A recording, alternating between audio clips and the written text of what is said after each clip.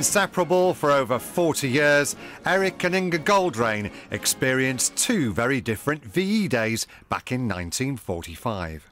Eric, now 92, served with the Royal Artillery, landed on the Normandy beaches, was wounded in action, taken prisoner, and yet still managed to get his captors to surrender to him before marching 24 German soldiers back to British lines with a machine gun bullet still in his shoulder. I formed the Germans up in 3 ranks, and with me at the head and the German colonel on one side and the adjutant on the other, we marched in 3 ranks north towards the British lines. And we marched and marched and marched, and I remember saying to myself, it's no good flaking out here, oh man, nobody's going to help you. Inga was one of 10,000 predominantly Jewish children from Europe taken in by Britain just months before the outbreak of war.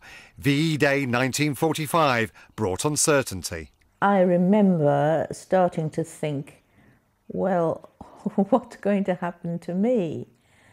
Am I going to be allowed to stay here? Do the family I'm with want me to stay? Because after all, I'd been a stranger. But for millions of others, VE Day was a cause for major celebration, not least in Manchester.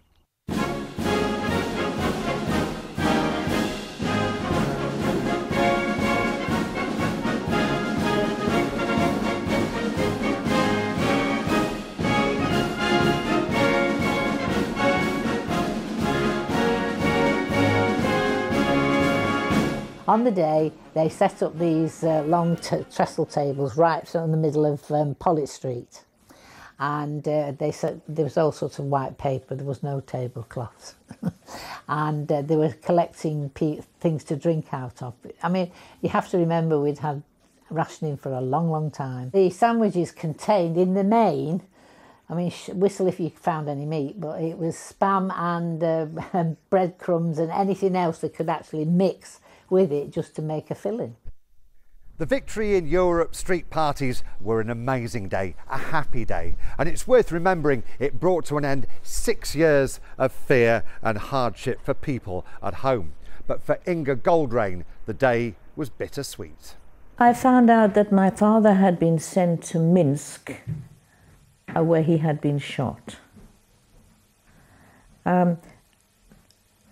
I found out that my grandma had been sent to a concentration camp and had not returned.